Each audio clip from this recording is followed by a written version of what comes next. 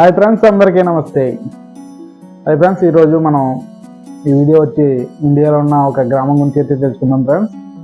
ఆ గ్రామం యొక్క సంస్థ ఏంటి, ఆ గ్రామం ఎక్కడ ఉందని చెప్పేసి మీకు తెలియపరుస్తున్నాను. ఇది కాకినాడ జిల్లా తాళరేవు మండలం బాబానగరం అనే గ్రామానికి చెందిన గ్రామం అన్నమాట. ఈ గ్రామానికి స్వతంత్రం వచ్చి 75 సంవత్సరాలు అవుతున్నా సరే ఇంకా ఈ గ్రామానికి సరైన శ్మశాన వాటిక లేదని చెప్పడానికి చాలా చింతిస్తున్నాను. ఉండేది లేకపోలేదు శ్మశానం అనేది. ఆ శ్మశానం అనేది 2 కిలోమీటర్ల దూరంలో ఉంది. ఆ 2 కిలోమీటర్ల దూరం కూడా రోడ్డు మార్గం లేదు. కానీ రోడ్డు మార్గం లేకపోయేది, సరైన దారి కూడా లేదు ఆ శ్మశానానికి. చెట్లు చేమలు అలాగే చిన్న చిన్న కాలువలు దాటుకుంటూ ఆ యొక్క శవాన్ని తీసుకెళ్లే పరిస్థితి ఆ గ్రామానికి. ఈ సమస్యని తీర్చండి బాబు మహాప్రభు అని చెప్పేసి ప్రభుత్వం చూసి చాలాసార్లు తీసుకుని పోతూనే ఉన్నారు ఆ యొక్క గ్రామ పెద్దలు. అయినప్పటికీ కూడా ఏ నాయకుడు కూడా పట్టించుకోలేని పరిస్థితి. గత ప్రభుత్వం దృష్టికి తీసుకెళ్ళి ఇసుకు చెంది ఆ యొక్క గ్రామం వాళ్ళు ఒక ధర్నా అనేది నిర్వహించారు. ధర్నా చూస్తే ఎవరికైనా కళ్ళు చెమర్చిపోతాయి. ఒక ప్లే కార్డులు పట్టుకుని లేదంటే ఏదన్నా జెండాలు పట్టుకుని వాళ్ళు ధర్నా చేయలేదు ఫ్రెండ్స్.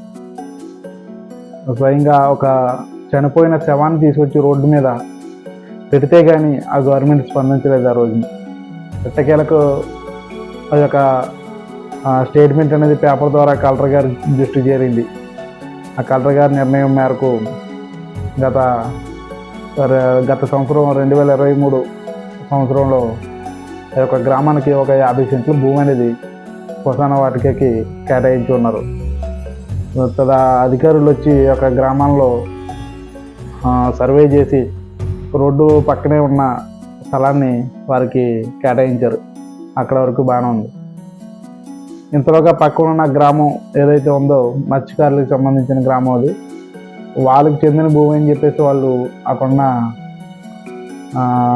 గవర్నమెంట్ వాళ్ళు ఏదైతే వేసారో ఆ ముక్కలు అనేది తీసేయడం జరిగింది. అప్పటి నుంచి ఆ గ్రామం వాళ్ళు ఏమి చేయాలో దిక్కుతోలని పరిస్థితి. ఆ 2 కిలోమీటర్లు వెళ్ళి అక్కడ శవాన్ని పోర్చాలా లేదంటే ఈ ప్రభుత్వాలు చూపించిన స్థలంలో పోర్చాలని చెప్పేసి కన్ఫ్యూజ్లో రీసెంట్గా మొన్నే మీరు చూడొచ్చు. ఈ యొక్క మనిషి చనిపోతే ఏ రకంగా తీసుకెళ్తున్నారు, అవి ఎలా పూడుస్తున్నారు అనేది విషయం చూస్తే మీకు కళ్ళు చెమర్చిపోతాయి. అంత బాధాకరమైన వీడియో అది, మీరు చూడొచ్చు.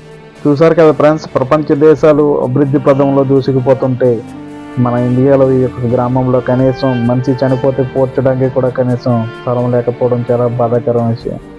చూస్తున్నారు ఫ్రెండ్స్, అక్కడ దాదాపుగా 50 నుంచి 100 మంది దాకా వచ్చారు. ఆ రోడ్డు మీదే ఉండిపోయారు కట్టిన వాళ్ళందరూ. ఒక 4 వ్యక్తులు 6 మాత్రమే అక్కడ శవపేటికి తీసుకొస్తూ ఉన్నారు. చూసారు ఫ్రెండ్స్, మోకాళ్ళ నీటిలో వాళ్ళు ఆ శవపేటికి అలా తీసుకొస్తున్నారు అని చూడొచ్చు ఫ్రెండ్స్. మీరు అంత బాధాకరమైన విషయం. ఆ తీసుకొచ్చిన బాడీని దించుదామంటే స్థలం లేదు, చుట్టూ నీళ్ళే. చివరికి ఆ గొయ్య తీసిన మట్టి మీదే ఆ బాడీని పెట్టే పరిస్థితి. ఒక పక్క పాస్టర్ గారు కూడా అదే నీటిలోంచి నడుస్తూ వస్తున్నారు పాపం.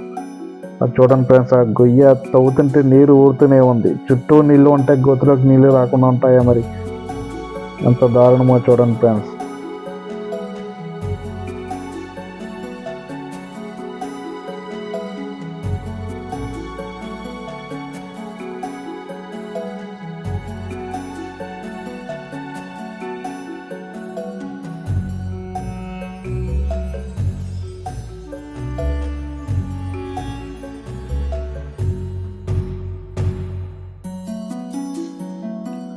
చూసారు కదా ఫ్రెండ్స్, ఒక మనిషి చనిపోతే అది ఒక మనిషిని పోడ్చడానికి సరైన స్థలం లేకపోవడం, ఉన్న స్థలాన్నే వర్షం వస్తే ఒక ముంపుకి గురైపోయే ఒక స్థలం చిన్న ఒక దిమ్మ ఉంటే ఆ దిమ్మ దగ్గర గొయ్యి తీసి పూడ్చే పరిస్థితి.